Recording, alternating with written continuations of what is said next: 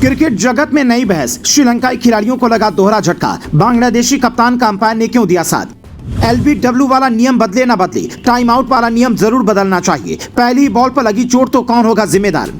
हर खिलाड़ी पहनकर बैठता है हेलमेट, दौड़ते हुए फील्ड पर करता है एंट्री, फिर भी अंपायर ने क्यों निकाल दी क्रिकेट रूल वाली किताब?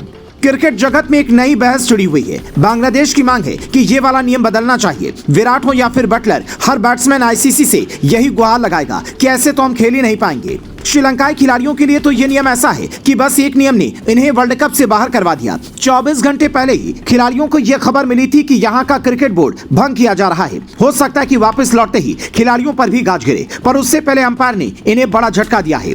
आप खुद ही सोचिए, क्रिकेट में आउट होने का नियम क्या है? कैच आउट, बोल्ड या फिर एलबीडब्ल्यू, या फिर खिलाड़ी हिट विकेट भी हो जाते हैं। करीब 10 तरीके से खिलाड़ी आउट हो सकता है, लेकिन बिना बॉलर की गेंद फेंके ही आप पिच पर पहुंचे और अंपायर आपको कह दे आप वापस जाइए, आप आउट हो गए हैं, तो बुरा तो लगेगा ना। ये तो वही वाली बात हो गई कि खाया पिया कुछ नहीं, गिलास सोडा 12 आने। खेलने पहुंचे थे मैच पर अंपायर ने बच्चों की तरह टहलाकर वापस भेज दिया। अब अंपायर भी नियमों से बंधा है। आईसीसी की रूल बुक कहती है कि अगर 3 मिनट के भीतर नए बल्लेबाज ने पहली गेंद नहीं खेली तो उसे आउट माना जाएगा। मजेदार बात तो ये थी कि ऐसा अब तक पहले कभी नहीं हुआ, पर क्रिकेट के इतिहास में पहली बार इत्तेफाक से ये वाकया श्रीलंका और बांग्लादेश के मैच में हो गया। पहले सुनिए हुआ क्या, फिर बताते हैं कि ये नियम आया क्यों और इसे बदलना अब कितना जरूरी है। ये है श्रीलंकाई खिलाड़ी एंजेलो मैथ्यूज। बल्लेबाजी करने के लिए उतरते हैं, हेलमेट पहनते हैं, तभी हेलमेट की बेल्ट टूट जाती है। ड्रेसिंग रूम की ओर इशारा करते हैं। एक खिलाड़ी हेलमेट लेकर दौड़ा आता है, लेकिन तभी बांग्लादेशी कप्तान शाकिब अल हसन अंपायर के पास जाते हैं और हंसकर बात करते हैं। लोगों को लगता है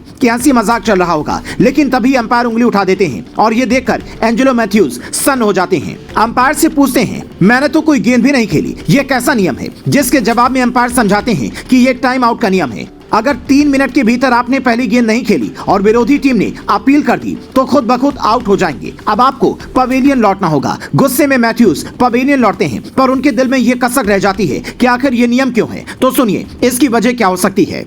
बैट्समैन फील्ड पर आने में देरी ना करे, इसीलिए ये नियम लाया गया ताकि तय समय में मैच खत्म हो सके। लेकिन सवाल ये कि अगर बिना हेलमेट के मैथ्यूज खेलते और चोटिल होते हैं तो इसका जिम्मेदार कौन होगा? क्या यहाँ अंपायर को हालात के हिसाब से फैसला नहीं लेना चाहिए था? नियम खेल के लिए है, नियम खेल से नहीं। इसीलिए लोग मांग उठा रहे हैं कि आउट देने की बजाय इस पर जुर्माना होना चाहिए। जैसे गेंदबाज ओवर फेंकने में देरी करते हैं या फिर पूरा ओवर तय समय में नहीं फेंका जाता तो स्लो ओवर रेट का जुर्माना लगाया जाता है।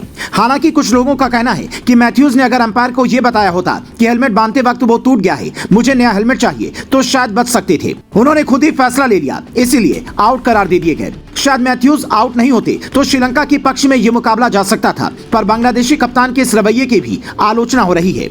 एक तरफ जहां पर मॉकड्रिल के नियम के विरोध में कई गेंदबाज कुछ आवाज उठा रहे हैं, तो वहीं दूसरी तरफ शाकिब अल हसन सस्ते तरीके से विकेट हासिल करने के पीछे क्यों पड़े थे? आपको क्या लगता है, बल्लेबाजों के खिलाफ वाला ये नियम बदलना चाहिए? क्योंकि इससे पहले एलबीडब्ल्यू का नियम बदलने की मांग भी उठी। हरभजन सिंह ने तो ये तक कह दिया था कि गलत नियमों के चलते पाकिस्तान हारा है, अगर गेंद स्टंप को हिट कर रही है तो फिर उसे आउट देना चाहिए। यहाँ अंपायर कॉल का कोई मतलब ही नहीं होना चाहिए। हालांकि बतौर फैंस आप इस पर क्या सोचते हैं, ये आपको भी बताना चाहिए, क्योंकि ये ऐसे नियम हैं जहां गेंदबाजों को फायदा होता दिखाई देता है। जिस हिसाब से क्रिकेट धीरे धीरे बल्लेबाजों का गेम बनता जा रहा है, उस हिसाब से ये नियम ठीक दिखता है, पर ये जेंटलमैन गेम का नियम तो नहीं लगता है।